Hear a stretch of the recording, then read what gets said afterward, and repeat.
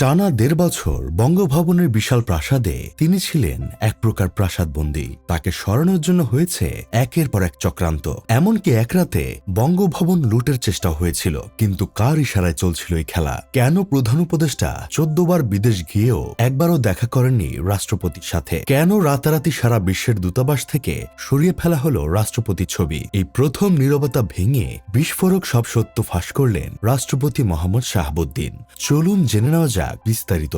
২০২৪ সালের ৫ই আগস্টের পর বাংলাদেশের রাজনীতিতে সবচেয়ে রহস্যময় এবং উত্তপ্ত জায়গা ছিল বঙ্গভবন। সম্প্রতি দেশের একটি গণমাধ্যমকে দেওয়া এক সাক্ষাৎকারে রাষ্ট্রপতি মোহাম্মদ শাহাবুদ্দিন সেই রুদ্ধশ্বাস সময়ের বর্ণনা দিয়েছেন। তিনি একে বর্ণনা করেছেন একটি ভয়ঙ্কর ঝড় হিসেবে।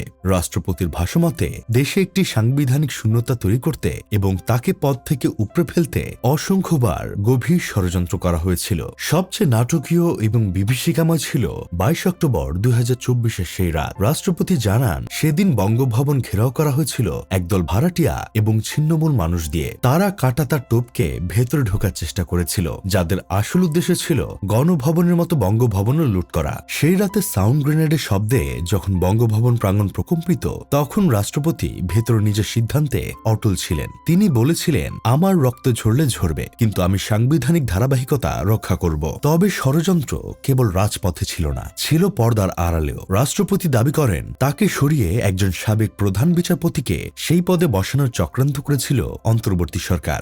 সরকারের একজন উপদেষ্টা সেই বিচারপতির কাছে প্রস্তাব নিয়ে গেলেও সেই অকুতোভয় বিচারপতি অসাংবিধানিক পথে ক্ষমতা নিতে সরাসরি অস্বীকৃতি জানান। রাষ্ট্রপতি শাহাবুদ্দিন আরও এক গুরুতর অভিযোগ তুলেছেন ড ইউনূসের বিরুদ্ধে। সংবিধান অনুযায়ী সরকার প্রধানের দায়িত্ব হল রাষ্ট্রপতির সাথে সমন্বয় করা এবং গুরুত্বপূর্ণ রাষ্ট্রীয় বিষয়ে তাকে অবহিত করা। কিন্তু শাহাবুদ্দিন জানান, ড ইউনূস অন্তত ১৪ থেকে ১৫ বার বিদেশ সফর করলেও একবারও শিষ্টাচার মেনে রাষ্ট্রপতির সাথে দেখা করেননি। এমনকি যুক্তরাষ্ট্রের সাথে হওয়া অত্যন্ত গুরুত্বপূর্ণ এবং স্পর্শকাতর চুক্তির বিষয়েও রাষ্ট্রপতিকে সম্পূর্ণ অন্ধকারে রাখা হয়েছিল। তাকে জনবিচ্ছিন্ন করতে বিদেশের সব হাইকমিশন থেকে তার ছবি নামিয়ে ফেলা হয় এবং তার কসোভো ও কাতারের বিদেশ সফরগুলো পরিকল্পিতভাবে আটকে দেওয়া হয়। সবচেয়ে বিস্ময়কর ব্যাপার হল, রাষ্ট্রপতিকে কার্যত কণ্ঠহীন করে দিতে তার পুরো প্রেস উইং অর্থাৎ প্রেস সেক্রেটারি থেকে শুরু করে ফটোগ্রাফার পর্যন্ত সবাইকে সরিয়ে নেওয়া হয়েছিল। এমনকি জাতীয় দিবসের ক্রোড়পত্রে রাষ্ট্রপতির বাণী পর্যন্ত প্রচার করা বন্ধ করে দেওয়া হয়। তবে এই দুঃসময়ে তিনি পাশে পেয়েছিলেন দুটি বড় শক্তিকে। প্রথমত বিএনপির শীর্ষ নেতৃত্ব, যারা অসাংবিধানিক উপায়ে রাষ্ট্রপতিকে সরানোর ঘোর বিরোধী ছিল।